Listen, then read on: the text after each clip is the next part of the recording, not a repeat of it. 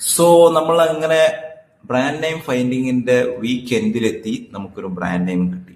So my name is Muhammad Rabi and I am doing to build online store with zero knowledge. Okay, so you can join our journey to share our knowledge each other and make it grow together. So നമ്മൾ ഒരു week നമ്മളൊരു brand നെയിമിങ്ങിന് വേണ്ടിയിട്ട് spend ചെയ്തു. That is because ഒരു rethink ചെയ്യാൻ വേണ്ടിയിട്ടാണ്. അത് നമ്മളൊരു നെയിമിൽ ഒരു ഒബ്ജക്ഷൻ വരണമെങ്കിൽ, നമുക്ക് തന്നെ ഒരു ഒബ്ജക്ഷൻ വരണമെങ്കിൽ നമ്മളൊരു പിന്നെ നെക്സ്റ്റ് ഡേ എടുത്തു കഴിഞ്ഞാൽ നമുക്കൊരു ഒബ്ജക്ഷൻ വരും. അപ്പോൾ ഒരു ഉറങ്ങിക്കഴിഞ്ഞ് നീച്ചു കഴിഞ്ഞാൽ നമ്മൾ വേറൊരു പേഴ്സൺ ആയിട്ട് മാറും. അപ്പോൾ അതാണ് നമ്മളൊരു 7 ദിവസം കൊടുത്തിട്ടുള്ളത്. 7 ദിവസത്തിൽ നമ്മൾ ഇങ്ങനെ ഒരു 50ഓളം നെയിംസ് നമുക്ക് കിട്ടിയിട്ടുണ്ട്. അപ്പോൾ അതിൽ നമ്മൾ ഓരോ നെയിംസ് കിട്ടും. അതിന്റെ ഡൊമൈൻ അല്ലെങ്കിൽ അതിന്റെ പിന്നെ ഇൻസ്റ്റഗ്രാം, ഫേസ്ബുക്ക് ചെക്ക് ചെയ്യും നെയിം ഉണ്ടോ എന്നൊക്കെ. സത്യം പറഞ്ഞാൽ നമുക്ക് മൈൻഡ് വരുന്ന ഏത് നെയിംസും നമുക്ക് തോന്നുകയാണ് അത് ഭയങ്കര വെറൈറ്റി സാധനം, അങ്ങനെ ഇങ്ങനെ തോന്നും. പക്ഷെ ഗൂഗിളിലൊക്കെ അടിച്ചു നോക്കുമ്പോൾ അതേതോ വലിയ കമ്പനിയൊക്കെ കാര്യം. അതാണ് ഇതിന്റെ പ്രശ്നം. നമ്മൾ വലിയ സെറ്റപ്പ്, നമ്മൾ ബ്രാൻഡ് നെയിം കിട്ടി സെറ്റ് എന്നൊക്കെ പറഞ്ഞ് നമ്മള് ഗൂഗിളിൽ അടിച്ച് നോക്കുമ്പോൾ ഉണ്ടാവും അത് വലിയതോ കമ്പനിയെ കാര്യം.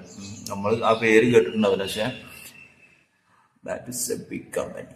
സോ നമ്മൾ മുഞ്ചും, പിന്നെ നമുക്ക് തുടങ്ങാൻ കഴിയില്ലല്ലോ. അപ്പോ പിന്നെ അതാണ് ഇതിന്റെ പ്രശ്നം.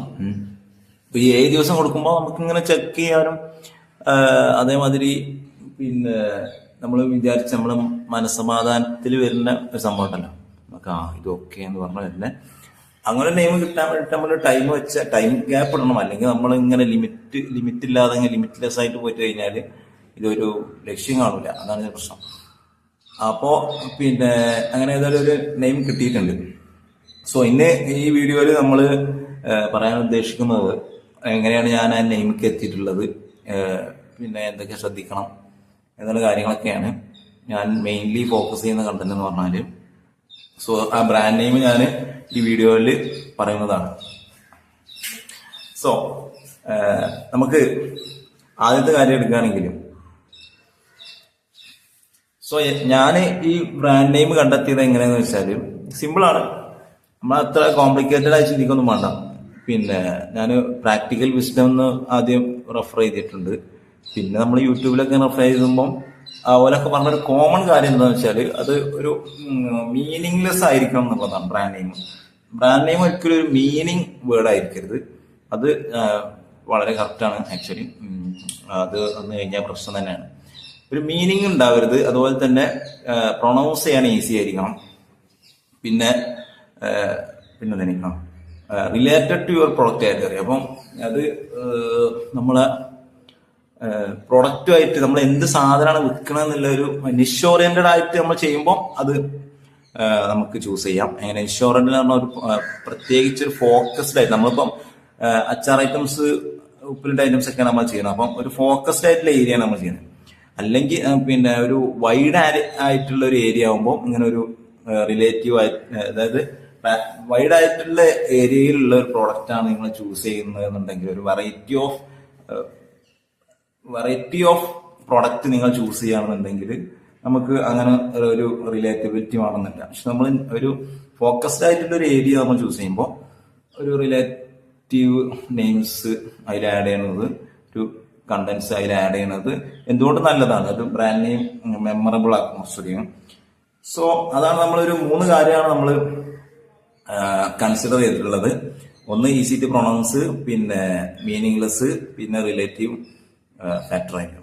റിലേറ്റീവ് കണ്ടന്റ്സുകൾ ആ നെയിമിൽ വേണം എന്നുള്ളതാണ് ഞാൻ ആദ്യമായിട്ട് കൺസിഡർ ചെയ്തത്, ബ്രാൻഡ് നെയിമിൽ കൺസിഡർ ചെയ്തത്. പിന്നെ നമ്മൾ ആ ഒരു ബ്രാൻഡ് നെയിം കണ്ടെത്തിയാലും നമ്മൾ പിന്നെ നോക്കേണ്ടത് ഗൂഗിളിൽ സെർച്ച് ചെയ്ത് നോക്കുക. പിന്നെ അതേമാതിരി സോഷ്യൽ മീഡിയ, പിന്നെ ഇൻസ്റ്റാ പേജ്, FB, പിന്നെ അങ്ങനത്തെ ഇതിലൊക്കെ നമ്മൾ സെർച്ച് ചെയ്ത് നോക്കാം. അപ്പോൾ നമുക്ക് ഏകദേശം ഐഡിയ കിട്ടും സംഗതി ഉണ്ടോ ഇല്ല എന്നുള്ള ഒരു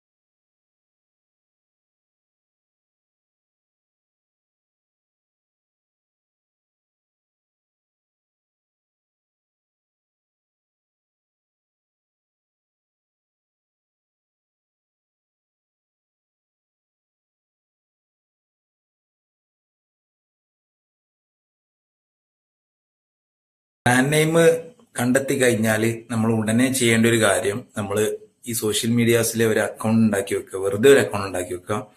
അപ്പൊ നിങ്ങൾക്ക് ഈ ഗൂസ് ബ്രെയിൻ സെർച്ച് ചെയ്താൽ നിങ്ങൾക്ക് കാണാൻ പറ്റും, ഒരു ജസ്റ്റ് ഒരു അക്കൗണ്ട് ഉണ്ടാക്കി വെച്ചിട്ടുണ്ട്. സോ അതിന്റെ ബാക്കി പണികളൊക്കെ അതിന് ശേഷം നമുക്ക് എടുക്കാവുന്നതാണ്. അപ്പം ഇത് ഈ ഒരു ഐഡിയ ചിലപ്പോ ഈ പേര് ചിലപ്പോ നെക്സ്റ്റ് സെക്കൻഡിൽ അടുത്തൊരാൾക്ക് വരാൻ ചാൻസ് ഉണ്ട്. അപ്പം അതിനൊരു വക വെക്കാതെ നമ്മൾ ആദ്യം തന്നെ ഒരു അക്കൗണ്ട് ഉണ്ടാക്കി കഴിഞ്ഞാൽ ആ ഒരു ഹെഡേക്ക് നമുക്ക് ഒഴിവാക്കുക എന്നുള്ളതാണ്. അപ്പൊ അതെല്ലാവരും ഈ ഒരു കാര്യത്തിൽ ശ്രദ്ധിക്കട്ടോ.